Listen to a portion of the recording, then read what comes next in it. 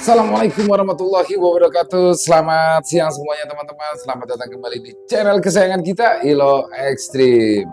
Dan semoga di siang ini seluruh teman-teman selalu dalam keadaan sehat walafiat tanpa kekurangan satu apapun. Amin amin ya robbal alamin. Dan di hari ini sampai juga tiba juga kita di ujungnya, di akhirnya, yaitu part ke-6, di mana part ke-6 ini adalah tamat episode Sandah. Kisah yang sangat luar biasa dan menegangkan dari awal sampai ke part ke-6 ini. Dan teman-teman pasti udah makin penasaran ya, bagaimana sih akhir dari kisah ini dan siapa sih sebenarnya yang sudah membunuh Misnah? Siapakah sebenarnya yang sudah membangkitkan Misnah dan apa motivasi dari mereka? Semakin penasaran kan? Oke, kita langsung masuk aja ke kisahnya. Tapi sebelum masuk ke kisahnya, buat teman-teman mungkin yang baru bergabung, silakan bisa diklik dulu tombol merah subscribe-nya. Jangan lupa lonceng notifikasi dinyalakan agar teman-teman selalu mendapatkan notifikasi dari konten-konten yang akan kami upload selanjutnya. Yang baru bergabung, saya ucapkan halo, selamat datang, dan kita bisa bertatap muka juga ya akhirnya. Dan langsung aja kita masuk ke dalam kisahnya. Mode horror on. Terbukanya misteri di desa Tumbang Lais. Raut ketakutan nampak jelas dari wajah Ustadz Gani maupun Letnan II Johar kala mulai memasuki rumah Nini Tuha. Tak perlu heran, potongan tubuh itu adalah hadiah dari mendiang suamiku. Potongan tubuh para pengkhianat yang sudah menjual jiwanya kepada penjajah, ungkap Nini Tuha lirih. Penjelasan dari Nini Tuha tidak membuat Letnan Johar dan Ustadz Gani menjadi tenang. Keduanya justru semakin resah kala melihat tengkorak serta daun telinga yang digantung tepat di tengah ruang tamu. Tengkorak kepala manusia itu tersusun bertumpuk di dalam sebuah keranjang rotan dan tergantung di beberapa titik. Duduklah, aku tahu apa yang kalian cari, lanjut Nini Tuha. Meskipun kikuk, kedua tamu tak diundang itu lalu duduk di atas tikar rotan. Keadaan pun semakin mencurigakan lantaran para pengikut Nini Tuha duduk mengelilingi Letnan Johar dan juga Ustadz Gani. Sejurus kemudian, seorang wanita mengesot membawakan 2 mangkuk bubur Hintalu Karuang yang masih hangat. Makanlah, kalian pasti lapar. Setelah itu, barulah kita akan bicara panjang lebar, perintah Nini Tuha. Ustadz Gani menarik napas panjang sementara Letnan Johar diam-diam mengedarkan pandang ke sekeliling. Ada apa Pak Ustadz? Sambung Nini Tuha kala melihat keraguan di wajah Ustadz Gani. Untuk apa aku meracuni kalian? Jika mau, sudah sedari tadi kalian mati. Setelah mengucap basmalah, Ustadz Gani pun lantas menyantap bubur itu sebelum dingin. Letnan Johar pun tidak mau ketinggalan karena bubur itu tampak menggiurkan. Nih, apa yang kau lakukan di makam Misnah di malam setelah ia dikuburkan? Karena ada saksi yang melihatmu di situ, dan saksi itu kini telah meninggal dunia, cecar Letnan Johar seraya menyalakan rokoknya. Nini Tuha tersenyum sinis. Aku mendengar kalau jasad Misnah tidak mau menghadap ke arah kiblat, dan karena itulah aku pun mampir ke makamnya untuk tahu apa yang sebenarnya terjadi. Lalu kau curi jasadnya, ya kan? Desak Ustadz Gani. Hei, jangan sembarangan bicara Pak Ustadz, sentak Nini Tuha sedikit tersinggung. Kau tahu, aku ini sudah tua, tak mungkin aku mampu menggotong jasad orang mati yang sangat berat. Para pesuruhku, mereka hanyalah orang-orang cacat. Dan yang penting, untuk apa mayat tidak berguna itu bagiku?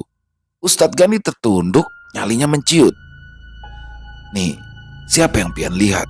Karena ada 2 jejak kaki di situ. Di belakang pastilah itu jejak kakimu, dan di depan pastilah itu si pencuri mayat. Aku yakin kau pasti mengetahui siapa yang mencuri mayat itu, potong Letnan Johar menenangkan keadaan. Nini Tuha tersenyum lebar menatap ke arah Letnan Johar dan Ustadz Gani secara bergantian. Sarkani bin Mislan. Jawabnya datar, bak disambar petir. Ustadz Gani tersentak di tempat duduknya. Apa yang telah disampaikan oleh Nini Tuha sungguh sulit ia percaya. Julak? Untuk apa? Tak mungkin. Ia adalah tetua yang taat beribadah. Bahkan kadang ia menjadi khatib saat sholat Jumat. Nini, kau janganlah mengada-ngada. Kenapa Ustadz? Kau tak percaya seorang yang terlihat alim ternyata berhati busuk? Ustadz Gani kembali terdiam. Kenyataan yang ia dengar benar-benar meruntuhkan kepercayaannya. Untuk apa? Untuk apa Julak mencuri mayat Misna? Nini Tuha menggeleng. Entahlah, hati manusia siapa yang tahu. Bukan hal aneh jika manusia bisa berubah dalam sekejap.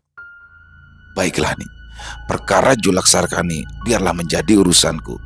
Sekarang, bisakah kau membantu Misna yang telah bergentayangan menjadi sanda? Bahkan hantu penasaran itu hampir mencelakaiku tadi malam, kata Letnan Johar berapi-api. Nini Tua menarik napas dalam-dalam. Ia menerawang seolah sedang memikirkan sesuatu. Sanda hanyalah arwah gentayangan biasa. Ia dikutuk menjadi kuntilanak berwajah lebar sebagai peringatan karena telah berbuat durhaka pada suami.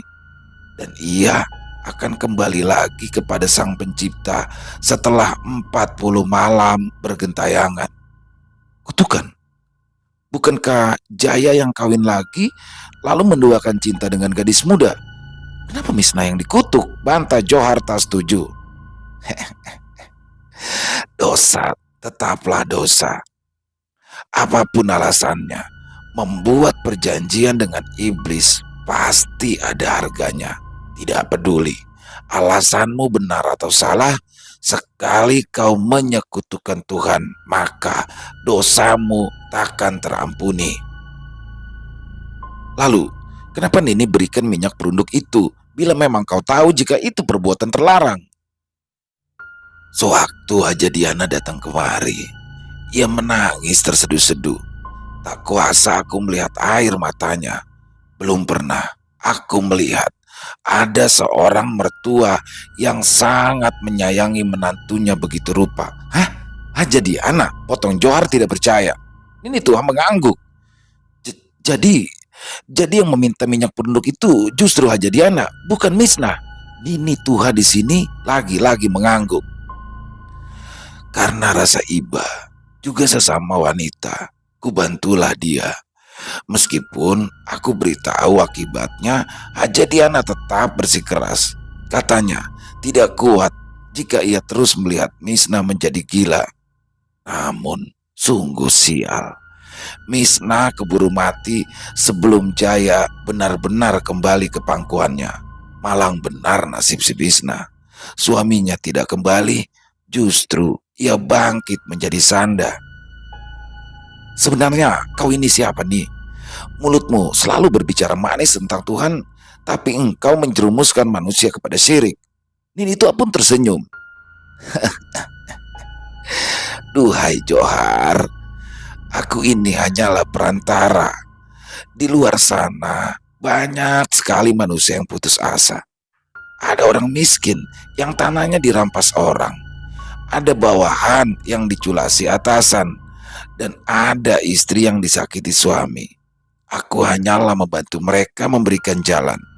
Kalau kau berada di kondisi tenggelam, apapun pasti akan kau pegang agar engkau bisa bertahan. Tak peduli apakah itu ranting kecil yang rapuh, bahkan kotoran sekalipun. Aku hanya membantu mereka menemukan pelita harapan. Ya, harapan yang menyesatkan, timpal Ustadz Gani. Aku hanya membantu mereka mendapatkan pembalasan. Tidak ada tempat yang lebih baik dari dunia ini. Akhirat, potong Ustadz Gani. Nini Tuha tersenyum sinis. Salah satu kejahatan besar adalah ketika kita memberitahu orang-orang bahwa ada tempat yang lebih baik dari dunia ini. Ustadz Gani menyudahi perdebatan itu. Ya, sia-sia baginya jika harus berdebat dengan orang yang sudah menutup hati tentang kebenaran Tuhan. Ini Tuhan menatap Ustadz Gani penuh selidik. Matanya yang julik bergerak-gerak seakan melihat ke bagian dalam tubuh Ustadz muda itu. "Sudah berapa lama?" tanya Nini Tuha seketika. Ustadz Gani mengernyitkan dahi. Ia tidak mengerti arah pembicaraan Nini Tuha. Melihat si Ustadz yang kebingungan, Nini Tuha kembali bersuara. "Cedera organ dalam akibat sering dipukuli abamu kah?" Ustadz Gani lagi-lagi terkejut. Setelah diam beberapa saat, ia pun akhirnya berbicara. "Sejak kecil." "Kenapa ia memukulimu?" Gani hening sejenak. Ia terlihat ragu. Selang beberapa detik, akhirnya ia pun berucap. "Pemabuk dan suka berjudi." "Apa kau menyesal karena sudah membunuhnya?" desak Nini Tuha. Ustadz Gani hanya bisa menunduk tanpa bisa mengucapkan sepatah kata pun. Bibirnya bergetar. Dengan mata yang mulai berkaca-kaca, Letnan Johar yang terduduk di samping kaget bukan main. Ia tidak menyangka bahwa tuan guru yang sangat dihormati para penduduk kampung adalah seorang pembunuh. Dan yang dibunuh itu adalah ayahnya sendiri. Di sebuah kamar sempit, pembakal Sarip terhenyak mendengar kisah yang keluar dari mulut Enor. Malam itu, si biduan baru saja pulang manggung dari kampung sebelah yang jauh di hulu sungai. Ia pun ditemani Apri, pemuda pemabuk yang menjadi kekasihnya. Sewaktu melewati komplek pemakaman, mereka pun melihat sesuatu yang janggal. Seketika, mereka lalu mematikan senter lantas mencari tempat sembunyi. Berlindung di balik deretan pohon dan rumput belukar. Pandangan mereka tertuju pada sosok mencurigakan di tengah malam. Berjalan agak membungkuk, menggotong beban di pundak. Cahaya bulan yang temaram ditambah kabut tipis membuat sosok yang mereka lihat itu hanya tampak samar. Ketika kabut tipis mulai menghilang, keduanya pun langsung tersentak. Enor hampir saja menjerit, andaikan kala itu Apri tak sigap membekap mulutnya. Di antara jejeran nisan, mereka melihat salah seorang tetua kampung yang sangat mereka kenali. Lelaki parubaya itu melangkah ringkih di antara barisan nisan sambil menggotong mayat menuju ke arah hutan yang ada di balik pagar makam. Setiap ia melangkah, suara-suara binatang malam terdengar lantang. Gemerisik dedaunan yang ditiup angin membuat keadaan malam itu semakin mencekam. "Julak Sarkani," desis Apri. Pria muda itu hampir saja beranjak dari persembunyiannya lalu mengejar Julak. Jika saja Enor kala itu tidak bergegas mencengkram tangannya. Dan benar saja, selang beberapa saat, seorang nenek tiba-tiba saja muncul dari balik kegelapan. Hampir saja mereka kira itu hantu karena pakaian nenek itu serba putih bertopang pada tongkat. Nenek tanpa alas kaki itu berjalan pelan mengikuti arah kemana Julak Sarkani menghilang. "Nini Tuha," bisik Enor terheran. Seumur hidupnya baru kali inilah ia melihat sosok Nini Tuha. Menurut orang-orang kampung, nenek aneh itu sudah berpuluh-puluh tahun tidak menginjakan kakinya di desa. Beberapa meter sebelum pagar pembatas makam, Nini Tuha seketika menghentikan langkahnya. Matanya nyalang, menatap hutan tempat Julak Sarkani menghilang. Sepertinya ia mengetahui kemana Julak Sarkani akan membawa mayat Misnah. Tatkala kabut tipis kembali muncul, si nenek pun seketika menghilang seolah ikut lenyap terbawa kabut yang bergerak perlahan. Enor dan Apri terkesiap. Ia sangat tidak percaya dengan apa yang mereka sudah lihat. Sungguh mustahil ada manusia bisa menghilang dalam sekejap. Kini mereka pun dihinggapi kecemasan. Mungkinkah mereka telah melihat sesuatu yang sangat terlarang? Merasa keadaan sudah aman, mereka berdua pun lalu bergegas keluar dari persembunyian. Tapi baru saja ia membalik badan, sepasang kekasih itu gemetar setengah mati. Di hadapan mereka kini sudah berdiri Nini Tuha dengan wajah keriput lagi pucat.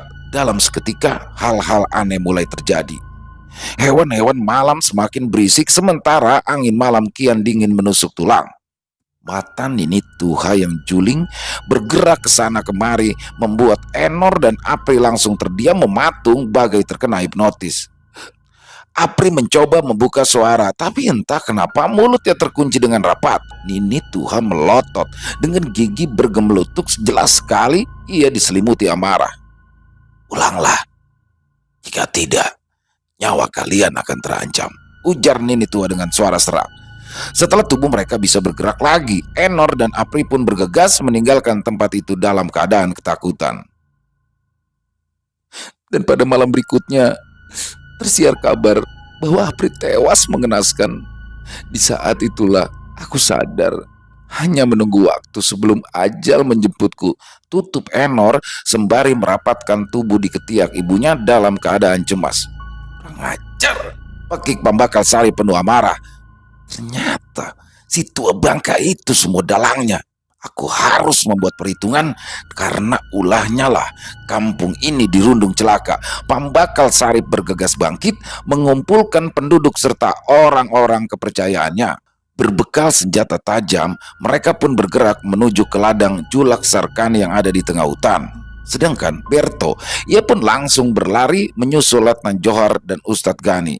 Sejatinya, amarah Pambakal Sari bukanlah demi kemaslahatan kampungnya, namun karena ulah Julak Sarkanilah segala rencananya menjadi berantakan.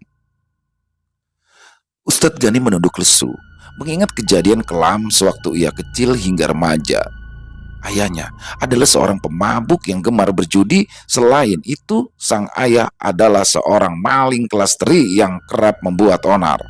Hasil mencuri ia akan habiskan untuk mabuk-mabuk dan berjudi, sedangkan kebutuhan rumah tangganya ia tak peduli.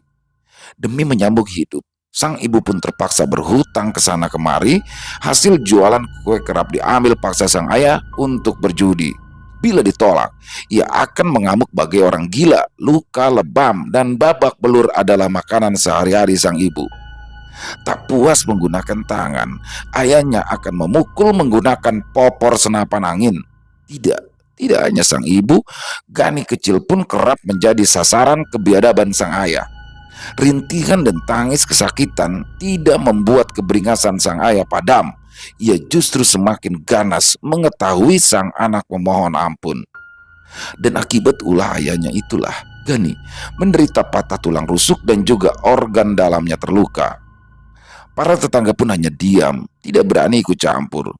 Kehidupan Gani dan ibunya mulai membaik sewaktu ayahnya ditangkap polisi karena kedapatan mencuri besi jembatan.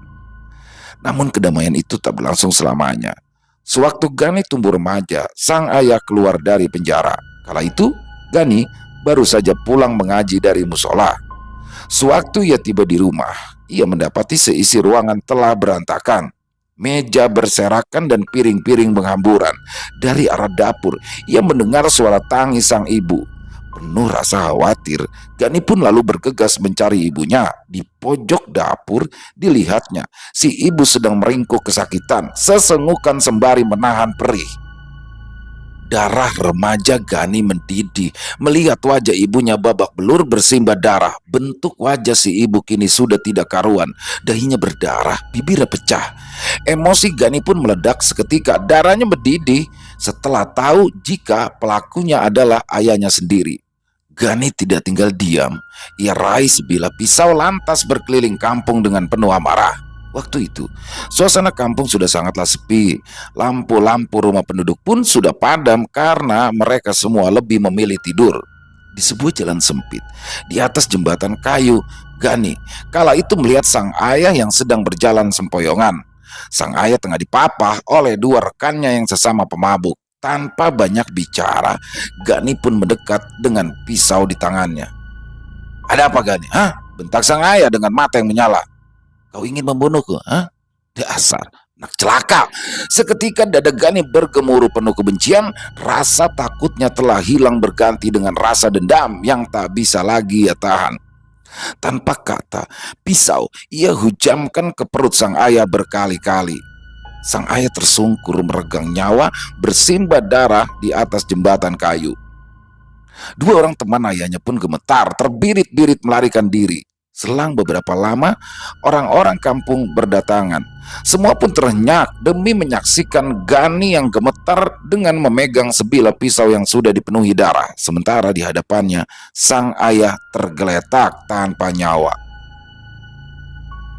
Malam itu, atas kesepakatan para tetua, aku lalu dilarikan ke Martapura dan dimasukkan ke dalam pondok pesantren untuk memperdalam ilmu agama. Kematian ayahku tidak dilaporkan ke polisi karena memang orang-orang kampung juga sangat membencinya. Tutup Ustadz Gani dengan nada bergetar. Letnan Johar lagi-lagi terbelalak. Ia tidak menyangka dengan apa yang ia dengar, sedangkan Nini Tuha tersenyum sembari mengangguk-angguk. "Apa kau menyesal?" tanya Nini Tuha. Ustadz Gani pun hanya diam, tidak berbicara sepatah kata pun ataupun mengangguk. Ia justru duduk lemas, kehilangan tenaga. "Luka di tubuhmu bisa kusembuhkan, tapi tidak dengan luka di hatimu, Pak Ustadz. Jika ingin damai, terbiasalah dengan rasa sakitnya, wahai cucuku," bujuk Nini Tuha. Pintu tiba-tiba terbuka. Seorang lelaki parubaya merangkak dengan mulut menyeburkan darah. "Utuh buak!" teriak Nini Tuha. Nini Tuha dan para pengikutnya lalu berhamburan, sementara Ustadz Gani dan Letnan Johar tercengang. "Utuh, ada apa? Kau kenapa?" tanya Nini Tuha cemas. Di papanya Utuh buak lalu dibaringkan di atas pahanya yang kurus. Tuan Gusti, Julak Sarkani menantangmu." Belum selesai menyambung kalimat, Utuh buak sudah terlebih dahulu dijemput maut. Nini Tua tercekat, memendam amarah, sementara para pesuruhnya yang lain histeris. "Sarkani, kurang ajar, besar juga nyalimu. Aku sudah tidak ingin ikut campur urusanmu, tapi kau justru malah bunuh pesuruhku," desis Nini Tuha. Ustadz Gani dan Letnan Johar terpaku, tak tahu harus berbuat apa. Belum hilang kekagetan mereka, mendadak terdengar suara tangis bayi di halaman rumah. Seorang perempuan muda mendekat seraya menggendong bayi. "Atul," pekik Ustadz Gani. Matanya terbelalak karena tak percaya yang ia lihat. Ia pun lalu segera bangkit, tapi seketika langkahnya menjadi goyah, kepalanya terasa berat dan pandangannya mendadak gelap. Brak, brak. Ustadz Gani hempas dan hilang kesadaran. Disusul Letnan Johar yang tergeletak di samping kedua orang itu terbujur kaku di rumah Nini Tuha yang reot. Matahari sudah sepenuhnya tenggelam ketika rombongan Pambakal Sarip tiba di Huma Julak Sarkani yang sepi. Pambakal Sarip yang sudah diselimuti amarah berteriak-teriak memanggil Julak Sarkani. Namun kakek tua itu tak terlihat batang hidungnya. Salah seorang warga merasa ada yang janggal tatkala cahaya senternya menyorot tetesan darah di atas tanah. Ia pun mencoba untuk mengikuti hingga akhirnya sampailah di atas gundukan tanah yang masih basah. "Pambakal, di sini!" teriaknya. Sejurus kemudian semua telah berkumpul di samping gundukan tanah tadi, dan saat dibongkar, semua orang langsung terperanjat. Di dalam lubang yang sempit mereka mendapati jasad Jaya dan juga Amang Husni yang sudah penuh dengan luka bacok. Astagfirullahaladzim. Istighfar demi istighfar langsung bergema di mulut mereka. Sebagian bergidik ngeri, tidak sanggup dengan apa yang mereka lihat. Mayat Jaya dan Amang Husni bentuknya sudah tidak karuan. "Bongkar kuburan ini, keluarkan mayat mereka," ujar Pambakal Sarip dengan rasa sedih mendalam demi melihat keadaan menantunya. Emosi Pambakal Sarip kian bergejolak. Ia bertekad untuk membuat perhitungan. Julak Sarkani haruslah mati di tangannya. "Pambakal, di sini!" Belum sepenuhnya kuburan dibongkar, kembali terdengarlah suara teriakan warga, dan kali ini teriakan berasal dari lumbung padi. Warga kembali berhambur mendatangi sumber suara. Setibanya di dalam lumbung, sebagian warga pun langsung muntah, sebagian lagi menutup hidung dengan kerah baju. Ya, keadaan di dalam lumbung benar-benar beraroma busuk yang sangat menyengat. Pambakal Sarip berusaha tenang, menyoroti sekitaran dengan cahaya senternya. Ia terperanjat lalu mundur 2 langkah. Di pojok gudang, cahaya senternya menyorot mayat Misnah yang telah membusuk terbungkus kafan yang sudah penuh dengan tanah liat. Kalimat zikir langsung bergema, membahana ke seluruh penjuru lumbung padi. Semua warga terperangah, hilang sudah jijik mereka pada aroma busuk yang sangat menyengat. Kurang ajar kau Sarkani, rupanya kaulah yang sudah mencuri mayat Misnah. Kau pula yang sudah membangkitkannya menjadi sanda, pekik Pambakal Sarip tertahan. Tapi untuk apa Pambakal? Tanya salah seorang warga.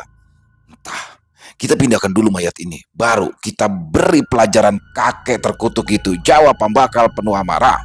Pambakal mendekat diiringi beberapa warga, sedangkan beberapa orang lainnya tampak ragu. Bagaimanapun juga mereka semua takut jika Misnah bangkit jadi hantu.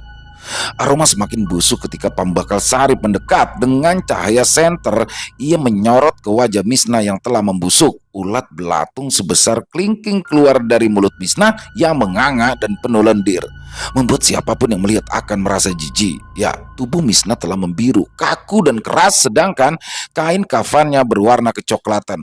Semilir angin yang tiba-tiba menggoyangkan daun pintu membuat keadaan tambah mencekam. Sebagian warga mulai membaca doa-doa, sebagian lagi tanpa henti mengumandangkan zikir. Semua termenung, tidak berani menyentuh mayat Misnah. Astagfirullahalazim, teriak Pambakal kaget. Tubuhnya mendadak gemetar dan bulu kuduknya merinding hebat. Tanpa ia duga-duga, Misnah tiba-tiba membuka matanya. Dengan mata melotot dan seringai yang lebar, Misnah menatap Pambakal yang sedang ketakutan. Hantu! Misnah bangkit jadi hantu! Seorang warga menjerit sewaktu Misnah perlahan duduk berbalut kafan. Rambutnya aut-autan dan sorot matanya sangat mengerikan. Allahu Akbar, Allahu Akbar. Pekik takbir bergema di dalam lumbung padi, tapi hantu Misnah tetap anteng dengan seringainya yang menakutkan. Semilir angin meniup kafannya, memperlihatkan bagian bahunya yang sudah membusuk dan penuh dengan belatung. Pambakal Sarip kaget. Ia menggigil ketakutan dan wajahnya mendadak pucat. Terdiam mematung. Seluruh otot tubuhnya seolah lepas dari badan. Ia ingin membaca doa pengusir setan, tapi lidahnya keluh dan suaranya tertahan. Hanya desah-desah nafasnya yang terdengar tak beraturan, sementara jantungnya melompat-lompat tidak karuan. Kedua lutut Pambakal Sarip semakin lemas sewaktu Misnah menatap tajam ke arahnya. Misnah tersenyum lebar, matanya bolong hitam sempurna. Ia goyangkan kepalanya ke kiri dan ke kanan, lantas mulai tertawa cekikikan. Warga berteriak ketakutan, kemudian terbirit-birit melarikan. Mendadak Pambakal Sarip terjengkang ke belakang. Tubuhnya terseret di atas tanah. Rupanya dua orang warga berhasil menarik tubuhnya lalu membawanya kabur dari tempat itu. Orang-orang itu berlari sekencang-kencangnya melintasi malam, takut dengan hantu Misnah yang bergentayangan. Hantu Sanda! Brak! Misnah mendadak melompat, menghancurkan atap lumbung padi yang terbuat dari sirap. Dari udara, tubuhnya melesat cepat bagai peluru. Seorang warga yang bernasib sial pun terpelanting ke dalam parit, lantas mengerang panjang dengan beringas. Hantu Misnah mencakar perut lelaki malang itu, laksana elang mencabik perut mangsa. Darah segar berceceran, isi perut berhamburan. Pambakal Sarip terus berlari dan berlari di kegelapan malam. Di belakangnya jerit kematian satu persatu terdengar lantang, lalu menghilang dalam kesunyian. Tertutup suara jangkrik dan juga binatang malam lainnya. Sewaktu membuka mata, Letnan Johar terperangah bukan kepalang. Ia kini telah berada di atas salah satu batu ampar. Dikelilingi orang-orang cacat berpakaian serba putih, tubuhnya tertelungkup dengan kedua tangan terikat ke belakang. Ia mencoba memberontak, tapi ikatan itu terasa amat kencang. Polisi tua itu segera merasakan dinginnya batu yang menjalar di dadanya yang kurus, mengalir ke tengkuk hingga telapak kaki. Barulah ia tersadar bahwa kini ia tanpa busana kecuali lilitan kain putih yang berbalut di selangkangan. Tak ada sehelai benang pun yang menutupi tubuhnya. Di tengah lingkaran batu ampar, Ustadz Gani menangis terseduh sambil memeluk lutut. Keadaannya tak jauh berbeda dengan polisi Johar, hanya mengenakan balutan kain putih di selangkangan hingga pinggang. Bagian punggungnya penuh simbol cacak burung dan sebuah tanda palang yang dibuat menggunakan kunyit. Entah apa maknanya, Letnan Johar pun tidak mengerti. Johar pun mulai tersadar. Ia dan Ustadz Gani akan menjadi persembahan. Persembahan ini Tuhan untuk majikannya, ya untuk Dajjal. Johar gelisah, peluk keringat mulai membasahi wajahnya. Ia memeras otak, mencoba mencari cara untuk selamat. Polisi tua itu tersentak tatkala tangis bayi terdengar kencang dan menyayat hati. Johar melirik. Ternyata bayi malang itu adalah anaknya Atul. Tubuh mungilnya berusaha berontak dalam genggaman Nini Tuha. Tapi tentu saja kalah tenaga. Sepertinya bayi yang usianya belum genap 2 bulan itu sadar jika nyawanya akan melayang. Jeritnya semakin kencang karena hanya itu yang ia bisa. Sedangkan si Atul, tubuhnya lunglai diseret paksa 2 orang pengikut Nini Tuha. Orang-orang cacat itu tampak kesulitan untuk mengikat tangan dan juga kaki Atul di tiang pancang. Beberapa orang cacat lainnya menaruh kayu bakar di bawah tiang pancang di antara kaki Atul. Johar tersentak mengetahui jika Atul akan dibunuh dengan cara yang sangat keji. Ibu muda itu akan segera dibakar menjadi persembahan Nini Tuha untuk Dajjal. Gani, Ustadz Gani, sadar. Johar langsung menjerit, tapi Ustadz Gani tidak menggubris. Ustadz muda itu justru tenggelam dalam sesengukan, meratapi kesedihan yang mendalam. Entah apa yang ia sesali. Apakah sesal karena telah membunuh sang ayah atau sesal karena tak merasa bersalah? Gani, Ustadz, bantu Atul, selamatkan Atul. Ustadz Gani hanya menoleh dengan air mata yang berlinang, sementara orang-orang cacat menatap Johar dengan sorot mata kosong. Tak perlu risau, Muhammad Jauhari. Sudah kusampaikan jika aku ini hanyalah perantara. Orang-orang ini, mereka telah menentukan pilihannya. Tutur Nini tua datar, nenek tua itu melangkah tertati lalu menyerahkan bayi mungil Atul kepada salah satu pengikutnya. Ia pun kemudian mendekati Atul, mengusap air mata si ibu muda itu. Kau akan segera menemui kekasihmu, cucuku, ucapnya datar. Letnan Johar menjerit, bergerak-gerak di atas batu. Disaksikannya Nini Tuha bersiap untuk menyalakan api persembahan. Brak! Si tua Johar terhempas ke tanah, menggeliat bagaikan cacing. Sekuat tenaga ia pun lalu bangkit, berusaha untuk menyelamatkan Atul dari kebengisan Nini Tuha. Namun sial, kakinya terantuk batu. Polisi tua itu terjerembab lalu merintih kesakitan. Bibirnya pecah dan hidungnya berdarah. Letnan Johar terhenyak ketika api mulai membara. Tubuhnya gemetar dan air matanya mengalir demi menyaksikan Atul menjerit-jerit kesakitan di lahap si jago merah.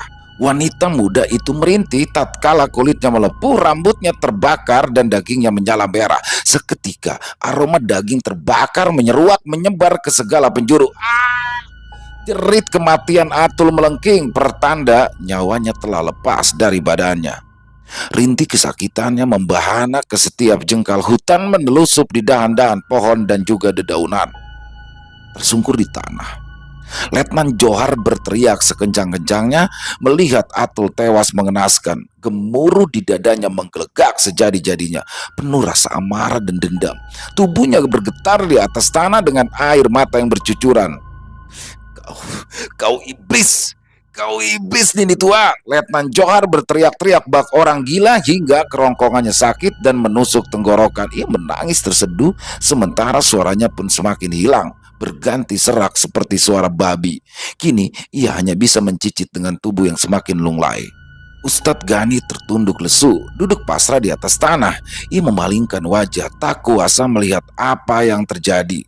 Ia pun juga tak bisa berbuat apa-apa. Tubuhnya lemah karena terguncang, pikirannya pun kosong seperti orang yang hilang ingatan. Sementara orang-orang aneh itu, wajah mereka datar tanpa ekspresi. Kengerian di depan mata seolah menjadi hal biasa bagi mereka. Api yang berkobar membuat tubuh mereka seolah tembus pandang dan wajah albino mereka tampak semakin pucat. Hutan di sekitar batu ampar yang tadinya gelap gulita kini menjadi terang benderang lantaran api persembahan yang terus saja berkobar. Ustadz Gani mendongak, matanya melotot. Nini Tuha menjambak rambutnya, menyeret tubuhnya menuju ke arah api yang masih terus membara. Dengan tenaga yang tersisa, si Ringki Johar pun bangkit berdiri dan bagai kesetanan, ia menghambur ke arah depan, berusaha untuk menyelamatkan Ustadz Gani yang malang. Usaha Johar tidak berjalan mulus. Orang-orang cacat itu bergegas menghalangi. Meskipun tangan terikat, orang-orang cacat itu tetaplah bukan lawan sepadan bagi Johar. Amarah telah memberinya kekuatan. Satu persatu pesuruh Nini Tua tumbang, terbanting ke tanah. Hantaman batu dan kepala dari Johar sudah cukup untuk membuat mereka terjatuh. Orang-orang aneh itu merintih kesakitan lantas memaki sejadinya. Namun, usaha Johar seketika terhenti. Pukulan kayu di kepala membuatnya hempas. Kepalanya terasa amat sakit sementara pandangannya kabur. Darah segar langsung mengucur dari hidung dan juga pelipis, sedangkan wajahnya telah bonyok tidak karuan. Seorang gadis remaja pesuruh Nini Tuha yang berbadan tinggi menyeret lalu melempar Letnan Johar yang malang. Tubuh kurus Johar terbanting sangat keras, menggelepar tepat di depan Nini Tuha, hanya beberapa jengkal saja dari kobaran api yang menyala-nyala. Nini Tuha menatap ke arah Johar yang tergeletak di tanah. Matanya yang juling ke kiri dan ke kanan mendadak normal. Sorotnya begitu tajam menusuk jantung, membuat Johar bergidik ketakutan. Johar yang malang, sungguh kasihan. Di hari tua, kau bukannya menimang cucu, malah justru menjemput ajal. Bukankah penduduk kampung sudah memperingatkan, tapi kau malah nekat melanggar larangan Jumat Keramat.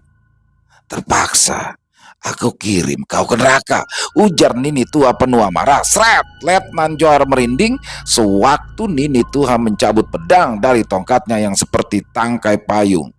Besi hitam yang sangat tajam itu berkilatan diterpa cahaya api, siap menusuk jantung tua si polisi Johar. Asyhadu alla ilaha illallah wa asyhadu anna Muhammadar Rasulullah. Mengucap dua kalimat syahadat, Letnan Johar pasrah sewaktu Nini Tuha mengangkat pedangnya tinggi di udara. Menutup mata, si tua Johar telah lapang dada menjemput kematian yang kurang dari sejengkal. Dah! Nini Tua terpental, pedangnya terlempar entah kemana, sebuah peluru menembus dadanya. Darah segar segera mengalir, membasahi jubahnya yang berwarna putih. Ustadz Gani sekonyong-konyong bertiarap menutupi kupingnya kuat-kuat. Belum sadar apa yang terjadi, letusan demi letusan pistol menyalak tanpa henti. Letnan Johar membuka mata, semangatnya kembali menggelora. Dilihatnya kala itu Pratu Berto berlari sembari menembakkan senjata ke sana kemari. Para pesuruh Nini Tua bertumbangan, sebagian terbirit melarikan diri. Hutan belantara yang sepi mendadak riuh, penuh peki ketakutan. Hewan-hewan malam berhambur, letusan pistol menciutkan nyali mereka. Berto, saut Johar terbelalak. Ia tak percaya nyawanya belum tercabut dari badan. Letnan, kita harus pergi secepatnya. Setelah melepas ikatan, polisi Berto memapa Letnan Johar yang masih terpincang. Dibiarkannya Ustadz Gani yang kala itu masih ketakutan. Tidak ia pedulikan, namun langkah mereka seketika terhenti. Nini Tuha segera bangkit dengan sorot mata mengerikan. Keadaan semakin mencekam ketika pesuruh Nini Tuha juga satu persatu bangkit. Pratu Berto bergidik ngeri, bulu kuduknya merinding hebat. Nini Tuha dan para pesuruhnya mendekat, persis barisan mayat hidup yang bangkit dari kubur. Berto menahan napas, berusaha untuk tidak gugup. Namun tak sanggup ia sembunyikan rasa gugupnya. Tubuhnya mulai gemetar. Ceklek, ceklek, keadaan pun semakin runyam. Pistol yang ia pegang kehabisan peluru. Mereka pun semakin terpojok tatkala Nini Tua dan para pengikutnya berkerubung memamerkan senyum misterius. Berto dan Johar kaget. Orang-orang aneh itu kembali limbung dengan darah berceceran. Ternyata Ustadz Gani. Ia mengamuk sembari mengayunkan pedang milik Nini Tua tadi. Layaknya anjing liar, Ustadz Gani menebas ke sana kemari menerjang tanpa ampun. Pergi, kiknya. Nini Tua tercekat. Ia tak menyangka sang ustadz muda itu bertindak sangat brutal. Ya, Nini Tua lupa Ustadz Gani pernah membunuh ayahnya sendiri. Sekali terjang, Nini Tuha pun tumbang. Pedang tipis yang tajam itu menancap tepat di jantungnya, tembus ke belakang. Tanpa pikir panjang, Berto dan Johar melarikan diri. Dan tidak hanya itu, Berto kala itu juga berhasil merebut bayinya Atul yang sedari tadi menangisi kematian ibunya. Diraihnya si bayi yang tergeletak di atas tanah, dipeluknya dalam pangkuan. Sembari menggendong bayi, Berto dan Johar memacu langkah cepat menembus pekatnya malam yang semakin dingin. Pambakal Sarip berlari sangat kencang, menyusuri jalan setapak. Di samping, dua orang anak buahnya terus mengikuti dengan wajah tegang. Hamparan ilalang telah berganti menjadi pohon-pohon tinggi. Sebentar lagi, jalan setapak yang membelah hutan akan sampai di muara jalan menuju desa. Entah sudah berapa menit mereka berlari. Yang jelas, tersisa mereka bertiga, ya, yang masih bertahan hidup. Beberapa orang warga yang bernasib sial telah menjadi korban keganasan Sandah.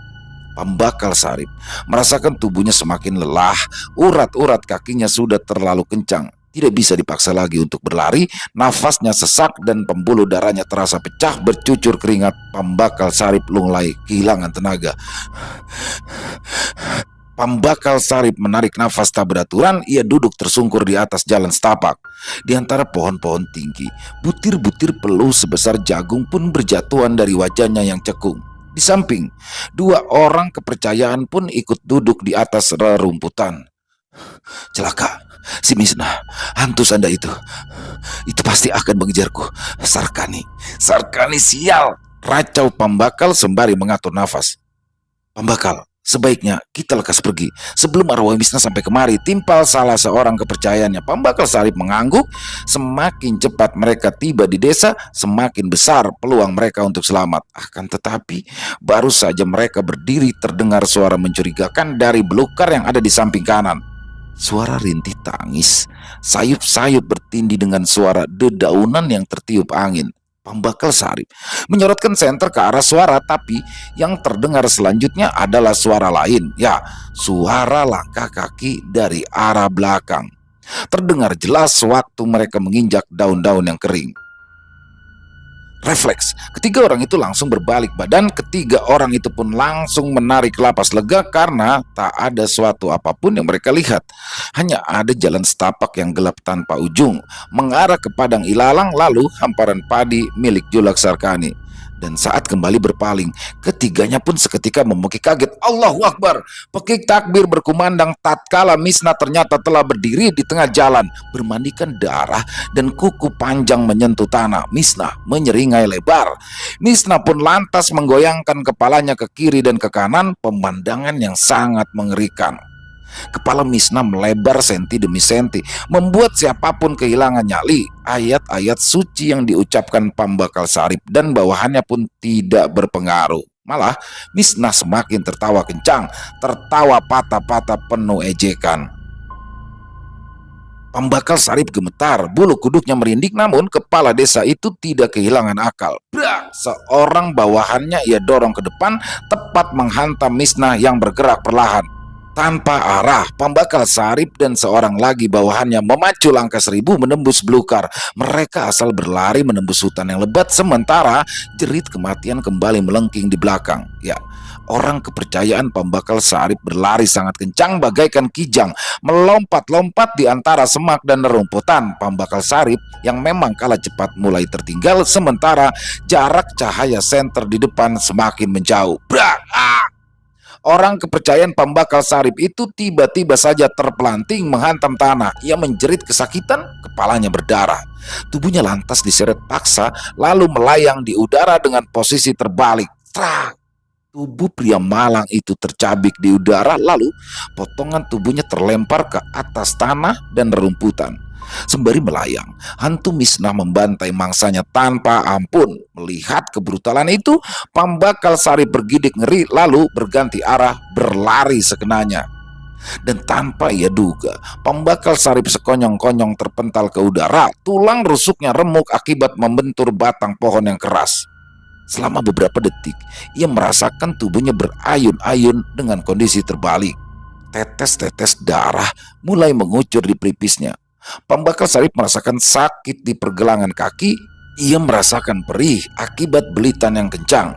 Waktu itulah ia tersadar kakinya terbelit jerat yang biasa digunakan para pemburu untuk menjebak rusa ataupun babi hutan. Pembakal Sarip memaki, mengutuk, sumpah serapah berhamburan dari mulutnya. Ia pun berusaha melepas ikatan, tapi tenaganya terlalu lemah. Harapan pun segera muncul ketika cahaya senter tampak mendekat.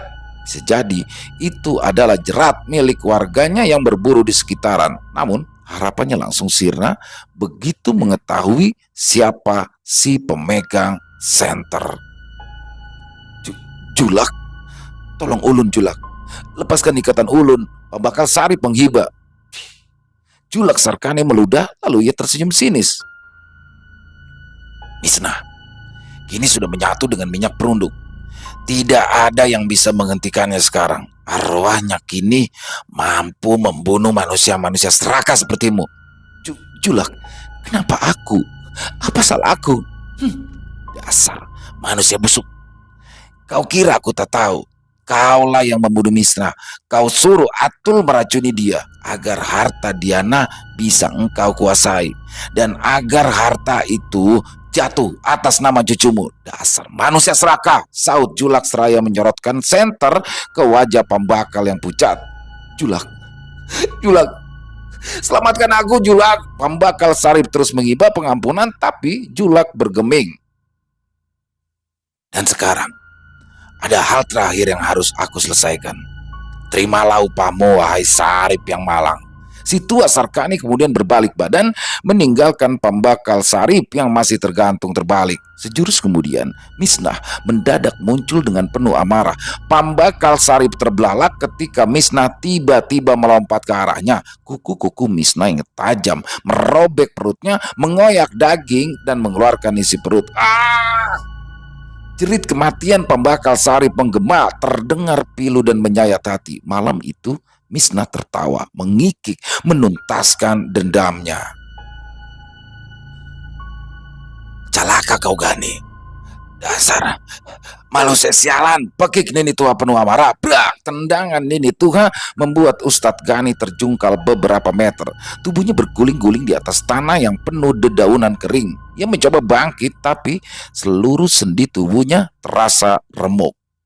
Nini Tuha bangkit berdiri. Ia mencabut pedang yang menembus jantungnya. Meskipun darah mengalir di dada, rupanya nenek tua itu belum mati. Beberapa orang pesuruhnya segera menolong Nini Tuha memapat tubuhnya berjalan. Seret dia, lemparkan tubuhnya ke tengah api. Pertemukan dia dengan yang ia mau. Api penebusan. Perintah Nini Tuha lemah. Darah bercampur liur menetes dari mulutnya yang keriput. Pesuruh Nini Tuha yang bertubuh tinggi bergegas melaksanakan perintah. Ustadz Gani dijambak, diseret, lalu dilempar begitu saja ke arah kobaran api yang membara. Ustadz Gani menjerit kesakitan, merasakan jilatan api yang membakar tiap jengkal tubuhnya. Biarkan dia melakukan penebusannya. Sekarang kita harus pergi dari sini. Saatnya kita menghadapi Sarkani. Para pesuruh Nini Tuha mengangguk mengiringi langkah sang majikan. Di dalam kamar Haji Diana, Sersan Budi dilanda kecemasan. Entah kenapa lampu rumah mewah ini tiba-tiba saja padam. Budi menajamkan kupingnya dengan seksama karena keadaan terasa mencurigakan. Ia mendengar suara berisik di lantai bawah. Ya, seperti ada suara orang yang berkelahi. Tunggu di sini, ada yang tidak beres, kata Budi. Haji Diana mengangguk, setidaknya kala itu ada Acil Ijum di samping. Budi pun kemudian beranjak dengan cahaya remang-remang menuruni anak tangga untuk menuju lantai utama. Saat mencapai ruang tamu, polisi muda itu tersentak. Ya, ada bekas darah memanjang di lantai, pertanda tubuh diseret menuju ke dapur. Dalam keadaan gugup, Budi mengeluarkan pistolnya lalu mengikuti seretan darah itu dengan hati-hati. Setibanya di dapur, Budi pun langsung menahan napas. Beberapa langkah di hadapannya, Julak Sarkani tengah menumpuk mayat Aci Lela, Amang Idar, Yanti, dan Ahmad. Budi tak percaya dengan apa yang sudah ia lihat. Ada manusia sebengis itu persis di depan matanya. Julak Sarkani bermandikan darah. Budi pun sekonyong-konyong gemetar tatkala Julak Sarkani berbalik badan. Di tangan kanan, Julak Sarkani memegang mandau yang sudah berlumuran darah. Di tangan kiri, ia memegang bambu tanpa ruas dengan ujung yang sudah dilancipkan. Berhenti! Berhenti! Atau kutembak. Julak Sarkani yang sudah dipenuhi nafsu membunuh dapat dengan mudah mencium aroma ketakutan dari Sersan Budi. Dengan beringas, ia pun lalu menerjang mengarahkan mandaunya ke leher Budi yang masih gemetar. Dah!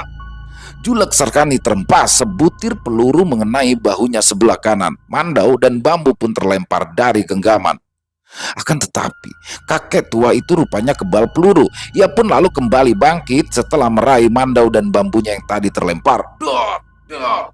Letusan demi letusan pistol tak juga membuat Sarkani tumbang. Ya, itu hanya memperlambat langkahnya. Cekrek, cekrek. Pistol Budi tak mau menyala. Ya, pelurunya habis. Sungguh malang nasibnya.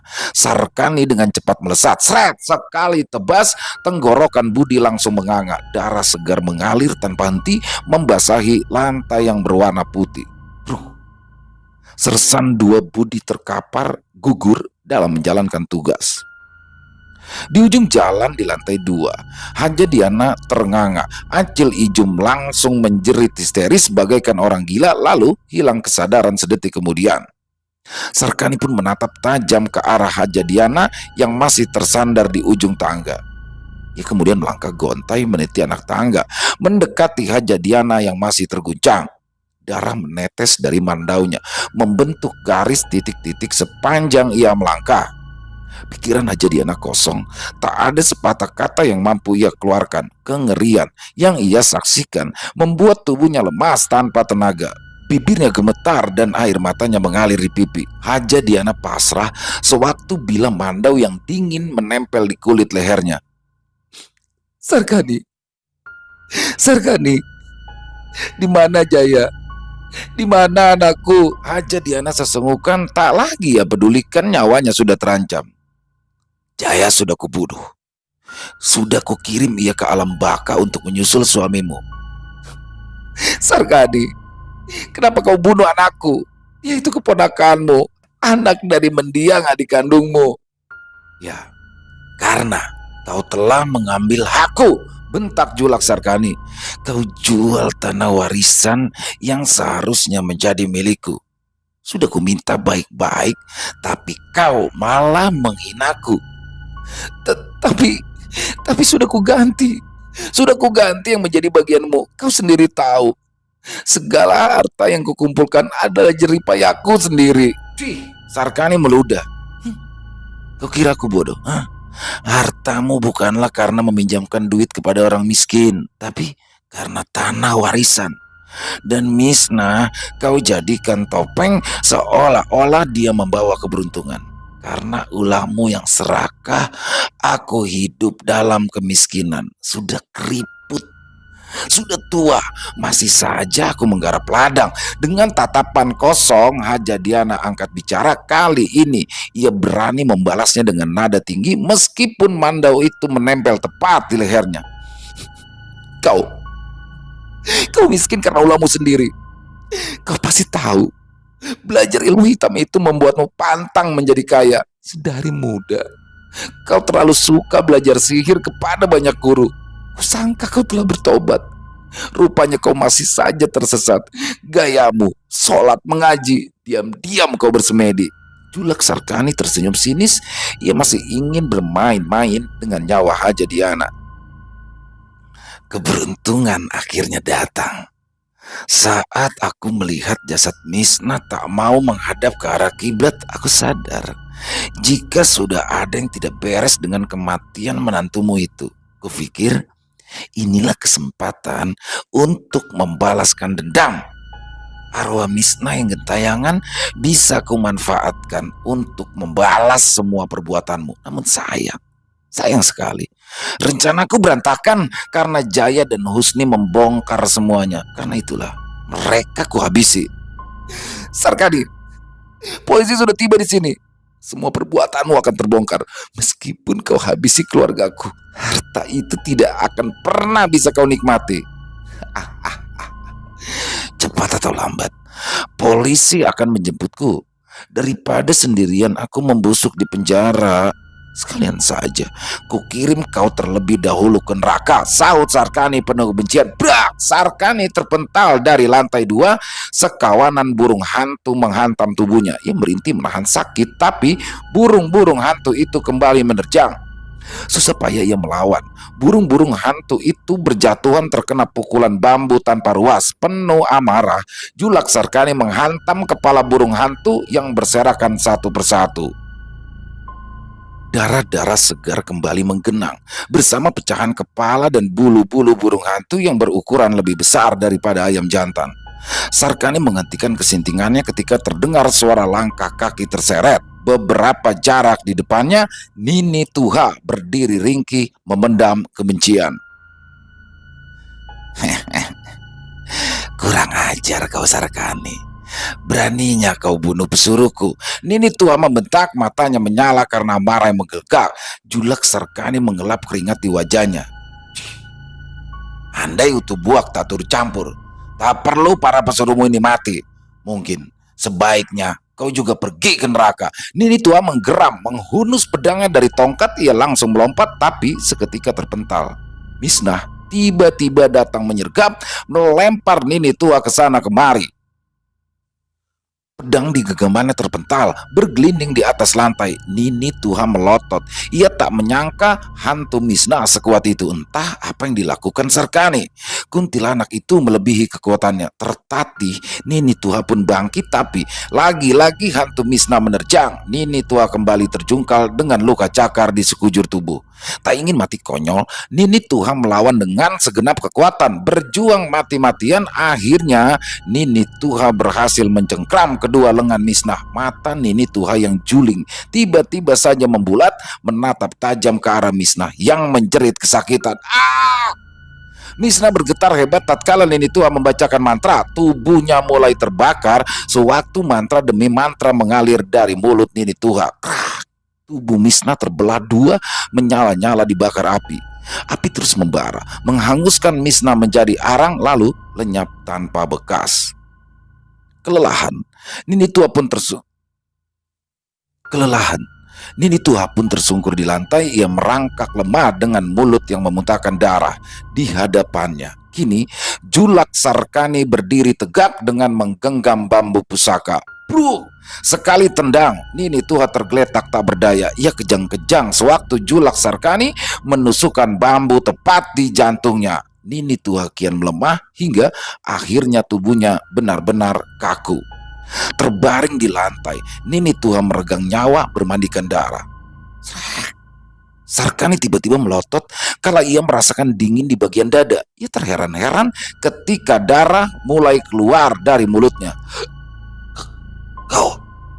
Kau Diana. Julak Sarkani tak menyangka Haja Diana menusuk jantungnya dari belakang. Tajamnya pedang Nini Tuha itu mampu menembus kulitnya yang memang kebal peluru. Julak Sarkani ambruk dengan pedang yang menancap di dada. Masih kurang puas, Haja Diana memukuli kepala Julak Sarkani hingga hancur menggunakan bambu tanpa ruas. Matanya nyalang, darahnya mendidih. Haja Diana yang sangat terhormat itu menjelma menjadi bengis dan brutal. Kebrutalan Haja Diana baru terhenti ketika warga berdatangan. Perlu berpuluh-puluh pria untuk menahan tubuhnya hingga akhirnya wanita itu pun mulai kehabisan tenaga. Ia menangis, menjerit-jerit seolah kehilangan akal. Warga yang berdatangan pun bertambah banyak bagaikan semut yang mengerumungi gula. Peristiwa di rumah Haja Diana malam itu menggemparkan seluruh penduduk desa. Bagaikan pasar malam, rumah mewah Haja Diana mendadak riuh. Letnan Johar dan Pratu Berto kaget bukan kepalang kala melihat warga yang berjejal di rumah Haja Diana. Sadar ada yang janggal, Letnan Johar pun berlari menerobos kerumunan. Warga terheran-heran. Ya, semua heran kala melihat Letnan Johar yang hanya berbalutkan kain menutupi selangkangan. Tapi ia tak peduli. Sambil terus menggendong bayi yang menangis, Berto selekasnya menyusul. Langkahnya pun terhenti saat melihat Haja Diana terkulai dibantu beberapa ibu-ibu. Haja Diana membuka matanya mendengar tangisan sang cucu. Dengan sisa tenaga, ia pun meraih bayi yang diserahkan Berto. Bayi malang itu pun ia peluk erat. Ia buai penuh kelembutan. Terima kasih, terima kasih, ucap Haja Diana lemah. Berto mengangguk, kemudian bergegas ia masuk ke dalam rumah. Polisi itu tercengang melihat mayat yang berserakan. Namun, tak ada seorang pun tahu kalau Nini Tuha sempat ada di situ. Berto pun mempercepat langkah mendekati Letnan Johar yang sedang menangis kencang mendapati sang atasan tengah memeluk jasad Budi. Berto pun tak sanggup membendung air mata, keduanya kemudian tenggelam dalam duka. Malam itu, rumah mewah Haja Diana telah berubah menjadi ladang pembantaian. Seekor burung hantu melompat dari atap ke atap tak mampu terbang sempurna karena terluka parah. Pagi itu, Desa Tumbang Lais dipenuhi polisi yang datang dari kecamatan.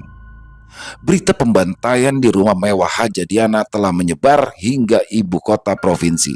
Pelakunya, menurut keterangan polisi adalah Julak Sarkani dan motifnya karena masalah warisan.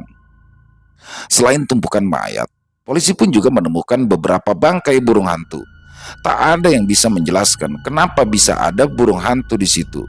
Begitu juga tidak ada yang tahu tentang keterlibatan Nini Tuha. Polisi bersama warga kemudian berpencar. Mereka pun menemukan beberapa jasad di sekitaran Huma Julak Sarkani, termasuk jasad Pambakal Sarip, Jaya, Misnah, dan yang lainnya. Beberapa jasad ditemukan dalam keadaan mengerikan seolah seperti diterkam binatang buas. Di sekitar batu ampar, mereka menemukan Ustadz Gani tengah sesengukan. Ia memeluki lutut dengan tubuh mengalami luka bakar sebagian. Di sampingnya, jasad Atul yang gosong tergeletak di atas serakan kayu yang sudah berubah menjadi arang.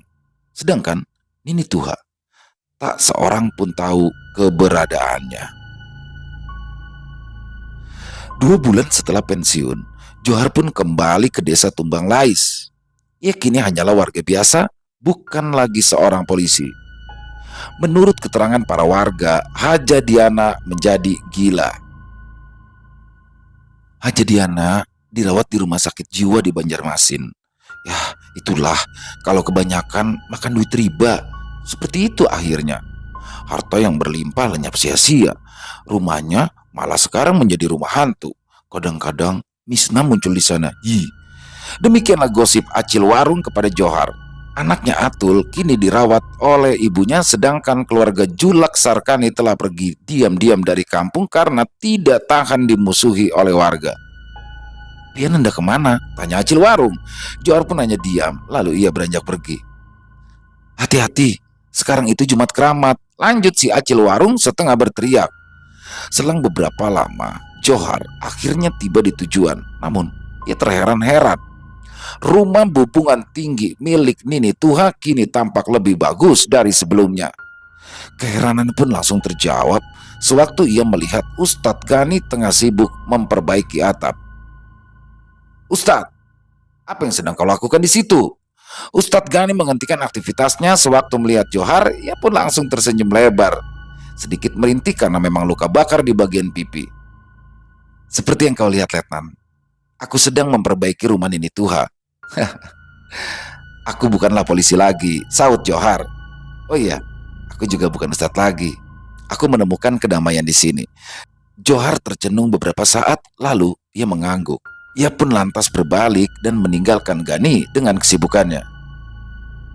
"Kau tak ingin mampir jauh hari?" Dari dalam rumah terdengar suara yang sudah sangat ia kenal. Ya, suara Nini Tuha. "Maaf ya Nih," jawab Johar tanpa menoleh. "Sekarang Jumat Keramat. Sebaiknya aku secepatnya pergi dari sini." Johar pun lantas melangkah pergi meninggalkan rumah bubungan tinggi di belakang. "Hei Jawari, pada saat angin-angin bertiup kencang, daun-daun kering akan berguguran," teriak Nini Tuha. "Aku bukan daun kering Nih.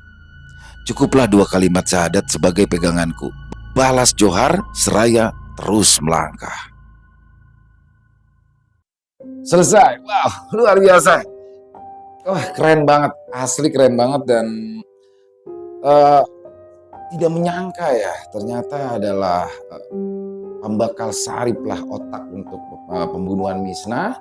yang mana dia menaruh racun itu di makanan, yang mana makanan itu disediakan oleh Atul di kediamannya Misna atau di rumah dari Haja Diana. Dan tujuannya sudah pasti adalah untuk menguasai harta. Dan juga ternyata yang tidak kalah mengejutkannya, ternyata itu penyebabnya adalah Julak Sarkani. Dialah orang yang telah mencuri mayat dari Misna, lalu diadakan ritual untuk dibangkitkan menjadi sanda yang kekuatannya sangat super sekali. Nggak nyangka ya, ternyata Julak Sarkani yang mana dia adalah tetua kampung, bahkan menjadi khotib juga ya setiap sholat Jumat, tapi ternyata tidak menyangka bisa berbuat sekeji itu. Dan sekali lagi itu terkait masalah harta. Kalau Haja Diana dia mendatangi Nini Tuha ketika Misna masih hidup, dia sendiri yang meminta minyak perunduk kepada Nini Tuha untuk menundukkan anaknya sendiri, yang mana didorong oleh rasa kewanitaan seorang ibu yang tidak tega melihat menantunya disakiti hatinya. Jadi ya salah juga Haja Diana, tapi ya, inilah misteri yang akhirnya terkuak dan luar biasa Bang Beben, kisahnya sangat luar biasa. Di akhirnya seperti masih ada misteri ya di akhirnya itu, karena Pak Polisi Johar setelah pensiun datang lagi ke desa itu, dan ternyata di situ Ustadz Gani sudah berteman dengan Nini Tuha, dan Nini Tuha ternyata tidak meninggal dunia walaupun di akhir itu sudah ditusuk ya dengan bambu tanpa ruasnya Julak Sarkani. Bang Beben kayaknya sudah menyiapkan lagi nih kisah setelah ini, mungkin gimana. Tapi yang jelas misteri di Desa Tumbang Lai sudah selesai, kisahnya sangat luar biasa, dan semoga seluruh teman-teman para penikmat pecinta horor bisa terhibur ya, lebih khususnya kepada para subscriber dari Ilo Ekstrim sendiri. Terima kasih atas kebersamaannya dari part 1 sampai part 6 ini, dan sesuai janji kita tidak akan berlama-lama sekarang partnya, dan untuk besok kita akan kasih kisah yang tidak berpart dulu ya, supaya teman-teman nggak bosan. Baru nanti kita masuk lagi ke kisah yang part, dan kita janji akan kita minimalisir untuk part-partnya, nggak akan sampai sepanjang yang Ipri Ketai kemarin ya. Itu aja dari saya. Silakan buat yang punya komentar lain ataupun sekedar saling menyapa bisa tulis di kolom komentar. Insya Allah kami akan membalasnya satu persatu. Dan buat yang suka dengan videonya, silakan bisa diklik jempolnya ya, tombol jempolnya, tombol like-nya. Bisa juga di-share dong linknya ke teman-teman yang lain agar teman-teman yang lain bisa ikut terhibur juga. Dan silakan buat yang lupa mungkin belum subscribe, diklik dulu tombol merah subscribe-nya, lonceng notifikasinya dinyalakan agar teman-teman selalu mendapatkan notifikasi dari konten-konten yang akan kami upload selanjutnya. Untuk Ilo Ekstrim kami upload setiap jam 1 siang, lalu di jam 7 malamnya kita akan upload di Ekstrim Movie, lalu di jam 10-nya kita akan upload di Ilo Bercerita. 3 kali dalam sehari di 3 channel. Selain channel itu, pastikan itu bukan channel kita. Oke teman-teman. Buat teman-teman yang punya kisah horor misteri yang berdasarkan kisah nyata, berdasarkan pengalaman pribadi, silakan bisa di-share ke kami ya, bila memang berkenan ya untuk ditampilkan di ketiga channel kami. Bisa dikirimkan ke nomor telepon kami yang ada di bawah sini. 0878 4509 4752. Bebas ya, mau dalam bentuk tulisan boleh, mau dalam bentuk voice note rekaman suara boleh. Jadi bebas senyamannya teman-teman aja. Buat yang sudah mengirimkan kisah terima kasih, buat yang sudah mengirimkan kisah tapi belum dibawakan harap bersabar, karena kita akan harus menggarap dulu ya agar nanti lebih nikmat untuk didengarkan teman-teman yang lain. Dan di akhir kata saya Ilo memohon maaf apabila mungkin ada kata-kata saya yang salah, apakah mungkin ada kata-kata saya yang kurang berkenan, saya mohon dibukakan pintu maaf yang seluas-luasnya, karena saya hanyalah manusia biasa, tempatnya salah dan dosa. Dan sampai jumpa lagi di konten-konten kami selanjutnya, yang pasti tidak kalah serunya, yang pasti tidak kalah horornya, masih bersama saya Ilo Ekstrim. Salam sehat sukses selalu untuk kita semua. Amin amin ya rabbal alamin. Wassalamualaikum warahmatullahi wabarakatuh.